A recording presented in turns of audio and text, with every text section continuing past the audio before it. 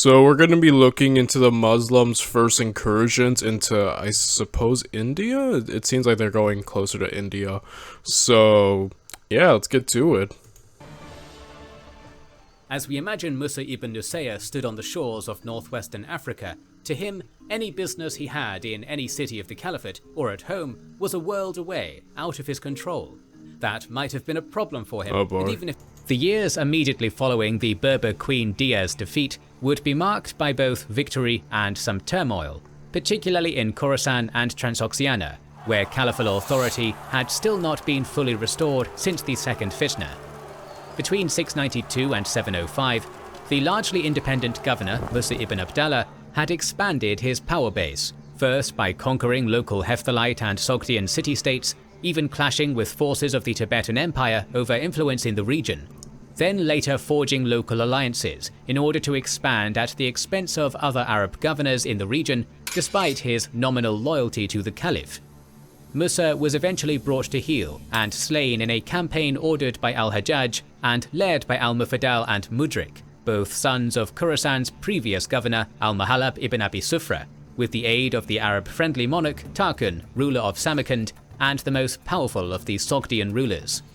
However, the episode highlighted the increasing difficulty of maintaining control over such distant frontiers, and much of the following decades would see the Umayyads attempting to centralize their vast realm with varying degrees of success. However you book, first check kayak to Yeah, I would imagine. Just look at all that territory they have. So many different cultures and peoples. It's hard to like rule all of that. Like this like multi-ethnical empire essentially. You know, with previous different beliefs and like ideals. Like there comes a point in expansion where you kind of want to just like, I don't know, probably tone it down with the expanding and probably try to centralize things, right? Unify everything. And I guess they are trying to do that with Islam, but still, like, you're seeing the cracks, right, in so many areas. And, yeah, I think seeing how ways they try to combat that is definitely going to be interesting. But yeah. Different sort of turmoil simmered in the capital during this same period, with Caliph Abd al-Malik, now aged and sickly. Thorny questions surrounding his succession began to arise.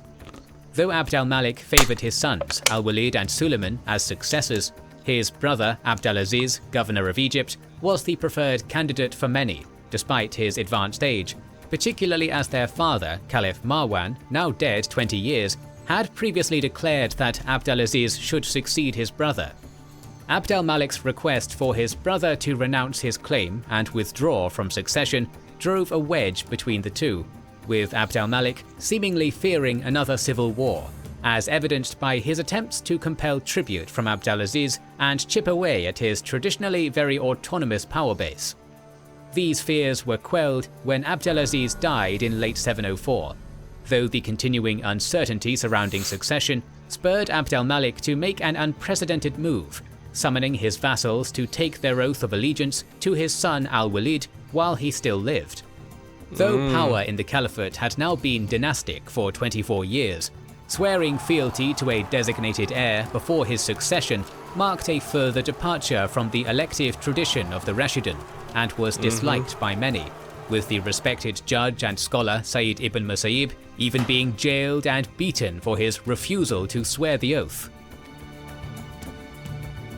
Despite this dissatisfaction, yeah, it's interesting seeing just how the Muslims kind of moving away from their old ways, like from the early days with their kind of like more elected ways of doing these to now basically being an empire, you know, having a dynastic rule essentially and just swearing fealty. Like it's amazing how much they're just changing and kind of drifting away from their old practices as they grow even bigger. It really is just interesting to see how quickly they're evolving and becoming like so many other kingdoms and nations we've seen. You know, I guess just being an empire just makes you, it does make you different, you know, in a sense. Like you can't do things the way you might have when you were definitely a smaller force, you know? Al-Walid's reign would become one of the most successful of any Umayyad caliph, and he took the throne after his father's death in October 705 without serious opposition. New conquests would swiftly follow on three main fronts. In the east, Governor al-Hajjaj, a trusted companion and advisor to the new caliph, would grow ever more influential, ruling Iraq and Persia like a kingdom of his own, and appointing his own governors to oversee further expansion. The most significant of these frontier governors were Qutayba ibn Muslim, who replaced al-Mufaddal as governor of Khorasan and continued the conquest of Transoxiana, and Muhammad ibn al-Qasim, governor of Fars, who would oversee the greatest Arab victories in India to date.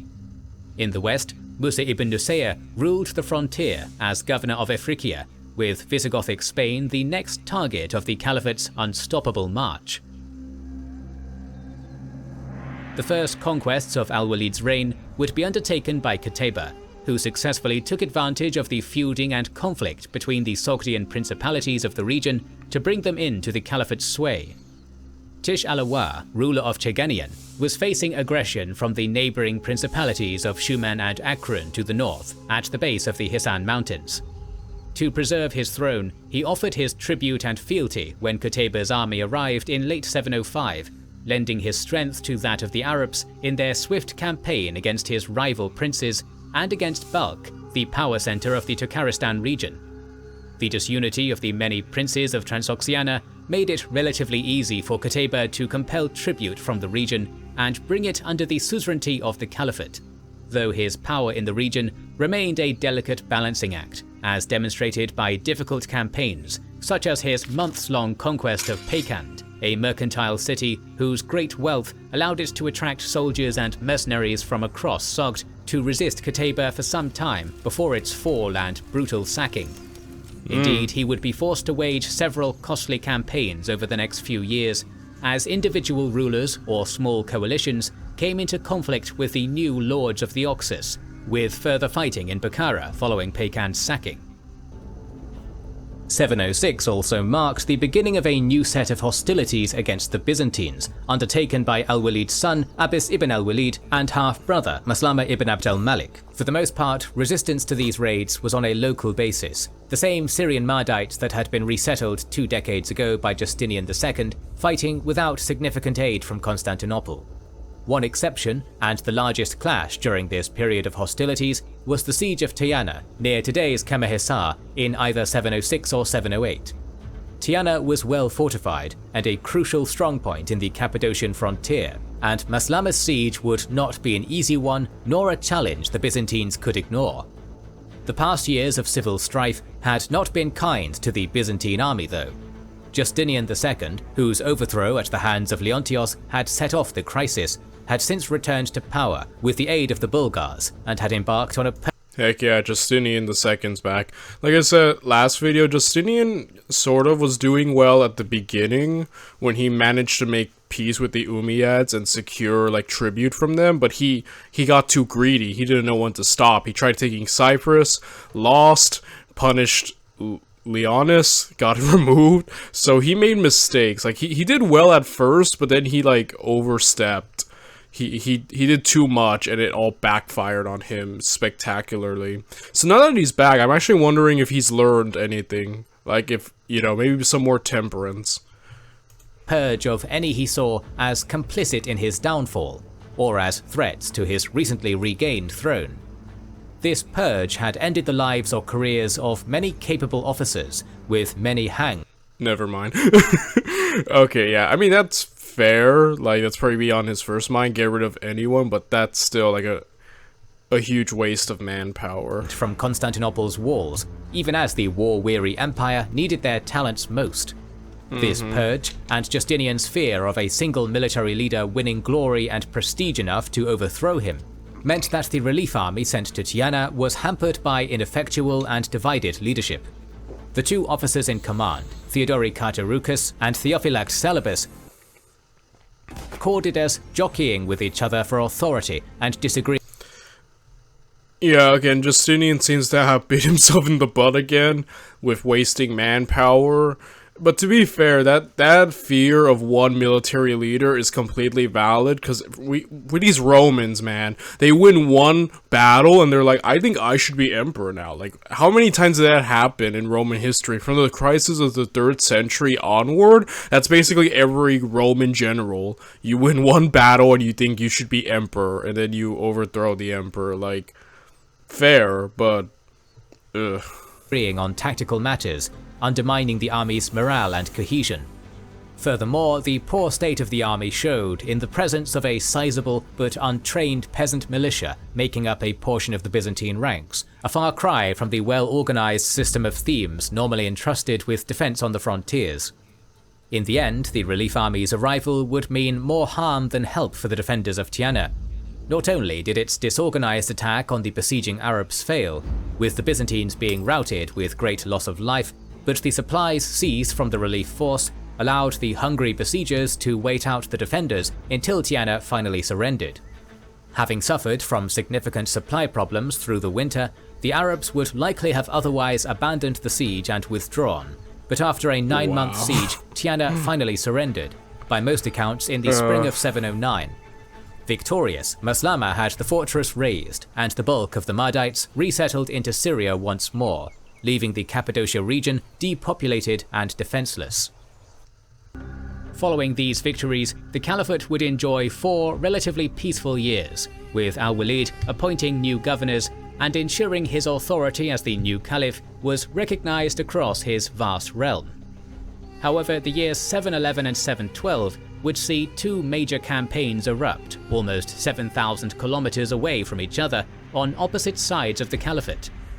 While on the western front, Musa ibn Nusayr and Tariq ibn Ziyad brought the might of the Caliphate to Visigothic Hispania, the topic of our next video, a recent string of failures in the east had galvanized Al-Walid and Al-Hajjaj to redouble their efforts in India.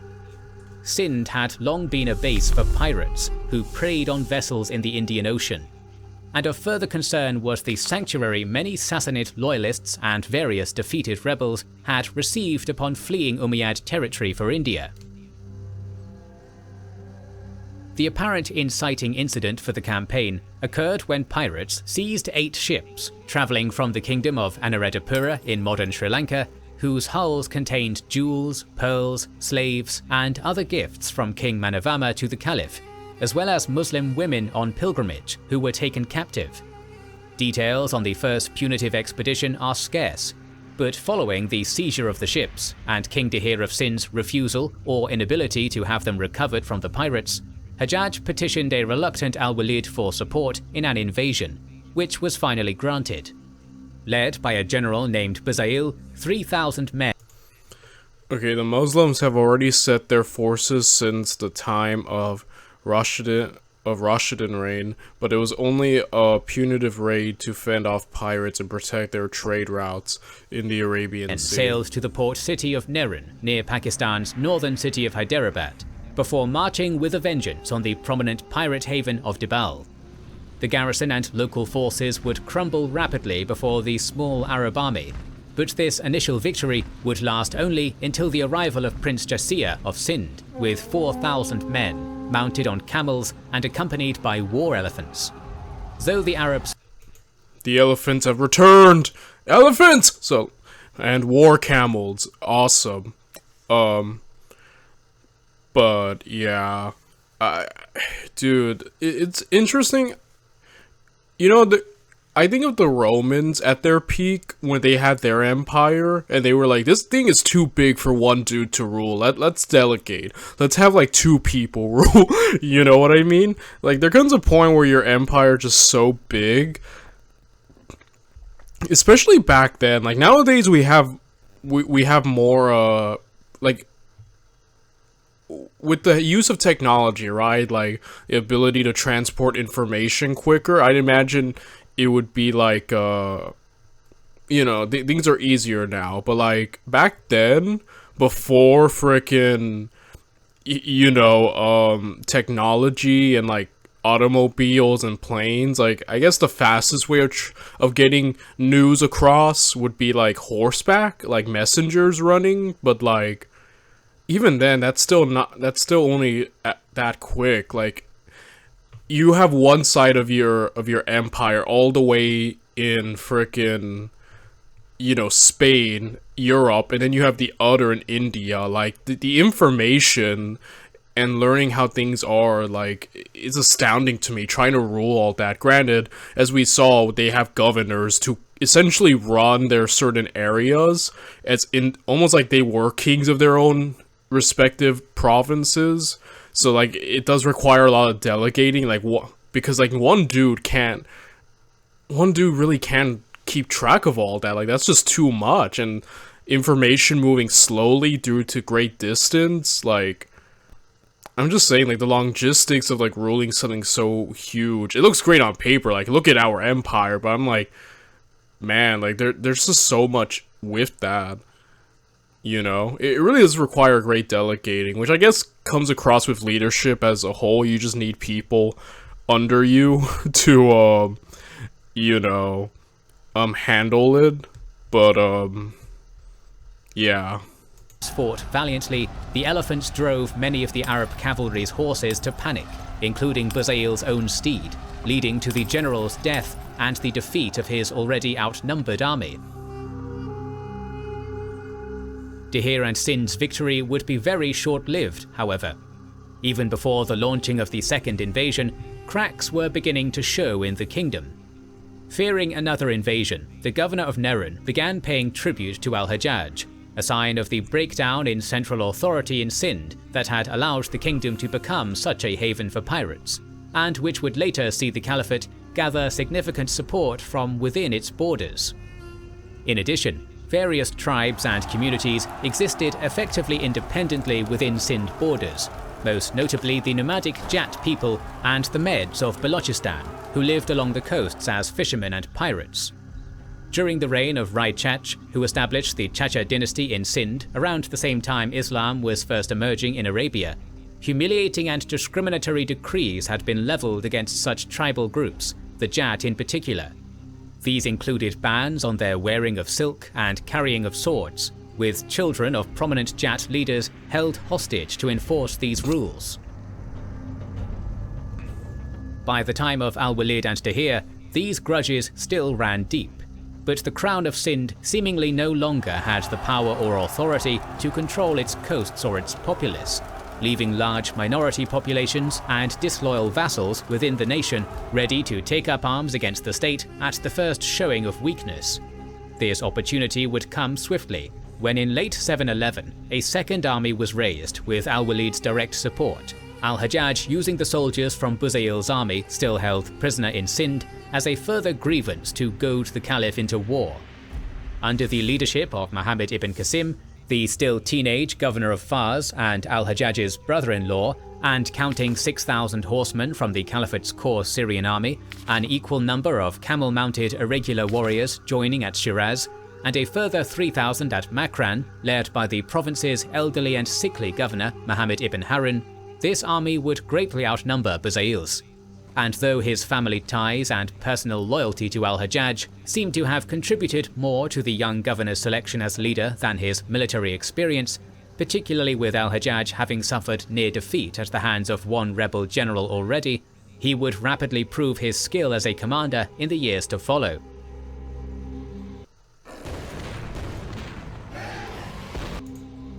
From Makran, the army marched into Sindh with a vengeance, first conquering the Balochi city of Armanbale, today's Bela, Pakistan. Despite his youth and his larger army, Ibn Qasim proceeded with greater caution than Buzail had, wary of the Sindh prince's army that had foiled the first expedition, and constructing a series of fortified camps as he advanced to guard against ambush. Reaching Dabal on October 28, 711, ships arrived to unload fast siege engines and catapults, along with frequent correspondence from al-Hajjaj, and the ever-cautious commander dug trenches around the besieged city to guard against any relief army or sortie before beginning a bombardment. While the 13th century Chachnamaz account of the siege to follow is rather fanciful, featuring a magical battle standard that rendered the city unconquerable until its flagpole atop the temple was shattered by a catapult stone, among other obvious embellishments, the basic overview of the brief siege is simple enough. After 7 days of bombardment from mangonels and the enormous catapult known as the Little Bride the Caliph had provided, the defenders of the city attempted to sally forth against the besieging army, only to be driven back easily. The following day, Ibn Qasim's army assaulted the battered walls from every direction, soon scaling the walls and storming the city. A brutal sack followed, with the city nearly razed, many killed as they sought refuge in the temple, and far more carried off as captives.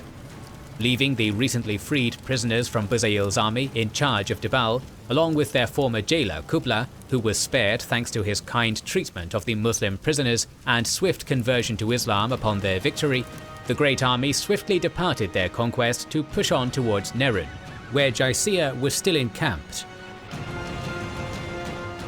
Outnumbered by the approaching army and receiving word of the fall of Dibal, the prince opted to withdraw to his father's side, commanding Nerun's governor to resist the approaching Arabs, unaware of the tributary agreement he had already reached. When Ibn Qasim arrived in Nerun soon after Jaisiya's departure, it seems like the greatest advantage the Muslims have is just the disunity of this area. So they seem to like be preying on that and just working.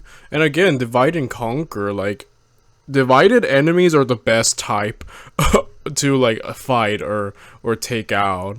And this Muhammad guy, yeah, he seems to be moving with caution, which ain't such a bad thing. I think he's actually approaching this really well so far. he found no resistance, instead being allowed to rest and resupply, while Jat and Med tribespeople, hostile to the Chach monarchs and hearing word of Qasim's victory, flocked to his banner. From here, he first went northwest along the west bank of the Indus, conquering Sewan with little more difficulty than Dibal, despite the stubborn defense of its leader Bechera, cousin to King Dahir. After another week-long siege, its citizenry, frightened by tales of Dibal's razing, favoured surrender, eventually driving Bechera out in order to do so. A few days later, at Badia, Bechera attempted another stand after fleeing Sewan's fall, joining that city's headman, Karakotak, to launch a night attack against the encamped Arab army. 1,000 of his best warriors split into 4 groups for the raid, under cover of darkness, backed up by Jats loyal to Sind. Confused orders would see the nighttime attack come to naught, however, with the 4 groups failing to properly coordinate in the darkness, some becoming lost and failing to reach the Arab army, while the rest were discovered and driven away by the alert sentries of the well-fortified camp. In the aftermath of this defeat, Karakotak submitted to Ibn Qasim as so many of Dahir's vassals had already, while Bechera and his loyalists were slain, bringing almost the whole of Sind west of the Indus under the sway of the Caliphate. The true test would be the crossing of the Indus, however, and here Qasim's army, camped at Kahal, began to face difficulties. Dahir and Jaisiya stood ready on the opposite bank, the 2 armies at times within bowshot of each other, guarding against a crossing. Despite nominally commanding the loyalty of the nearby conquered cities, Qasim's position was still tenuous, based on a fear that the loyalty might fade if the conquerors showed too much weakness. Indeed, as the 50-day standoff across the Indus drew on, the Arabs found great difficulty in keeping themselves supplied, with the army beginning to suffer from hunger and disease and being forced to eat many of their horses, while Sewan rose in revolt behind them and expelled its recently installed Arab garrison. Though this revolt was quickly suppressed and 2,000 fresh horses laden with supplies were soon sent by al-Hajjaj, the long period of inactivity was clearly weakening the Arab position. Thus, on Hajjaj's orders, the army departed towards Thatta, most likely in May of 712. A successful crossing was made at Jim, today the site of Kinjar Lake, but at the time a relatively safe ford, where a small island stood in the middle of the Indus. Provided boats by the local leader, Mokha Basala, Ibn Qasim had them filled with ballast and connected by planks to form a bridge, crossing. Alright, that's a great way to settle that, because the biggest problem was getting across. And now I guess we'll see if they can win a pitched battle. Though he has been mentioning that the Muslims have the superior numerical force, so that might be a huge thing. So we'll see. Before the unprepared Dahir could bring his forces to bar their way, and routing the paltry force under Makkah's loyalist brother Rasil. From here, Qasim marched swiftly north towards the Sindhi capital of Aror, defeating several Sindhi armies along the way. At a lake just south of today's Nawab Shah, the first major engagement was fought, with Jaisir taking a strong force of soldiers and elephants to oppose the invaders. Though they fought bravely, and the elephants caused great chaos among the mounted Arabs, they were swiftly enveloped and hemmed in by their more mobile foes, with the majority of the army being cut down, while Jaisir broke through the foes surrounding him atop an elephant to escape to his father's side.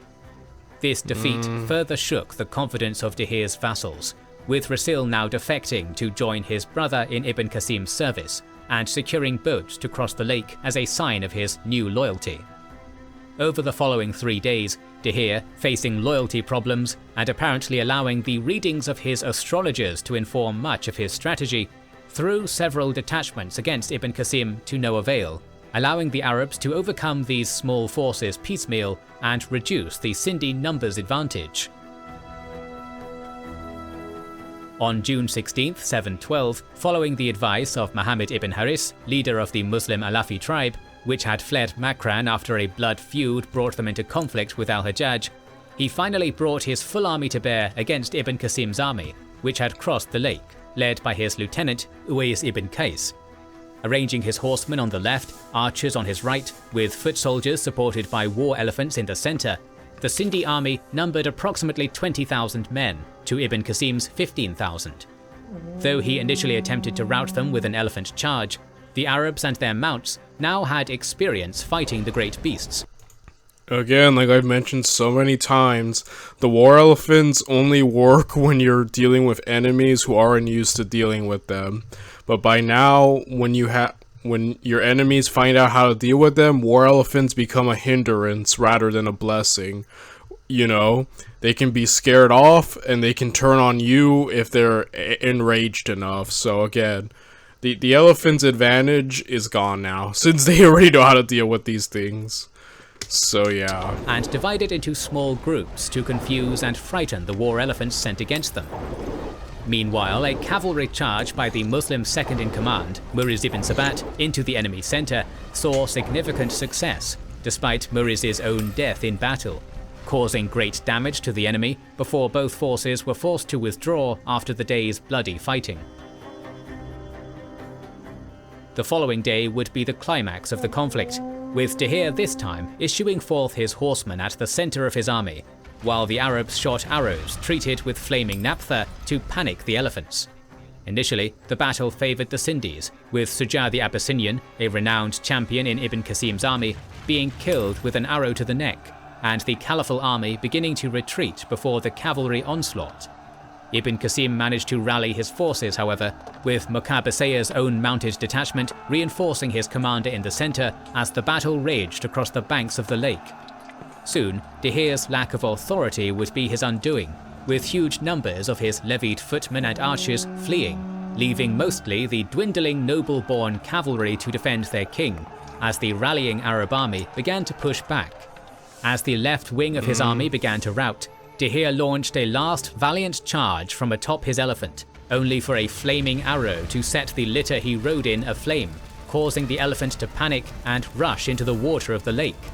Some of his remaining men attempted to rally about him in the shallows, but now cut off from retreat, the king and those about him were cut down by a volley from the Arab archers along the banks. Ooh. While Jaisir would escape to continue the war, this victory shattered the Sindhi resistance, with Ibn Qasim executing every prisoner, save the merchants and artisans, and few were willing to back Jaisir in continuing a losing battle.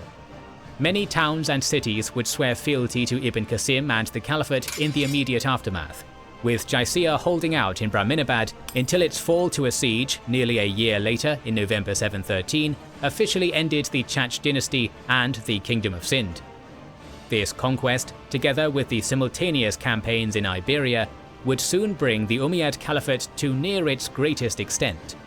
Yet for all its power, the Caliphate was not invincible, and dangers both internal and external continued to loom.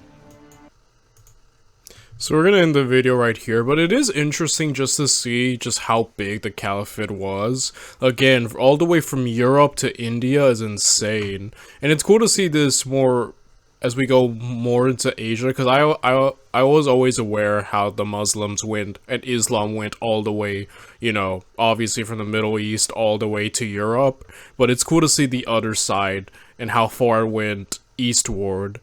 I think that's kind of like the newer aspect of my learning so far. And yeah, Kassim, man, like he seems to be a new rising star so far. Ever since like the earlier parts of the series, we had people we followed from Khalid, Ammar, and whatnot, and since like the fall of those guys, we haven't really had like a person to follow. We're just following all kinds of different people, which I think makes it very interesting. But it is kind of cool to see. I wonder if we're gonna see more of Kassim, because he seems like he knows what he's doing. I wonder how much further east or into India they go. And I guess we'll find out more tomorrow. I'll see you guys then. Bye, everyone.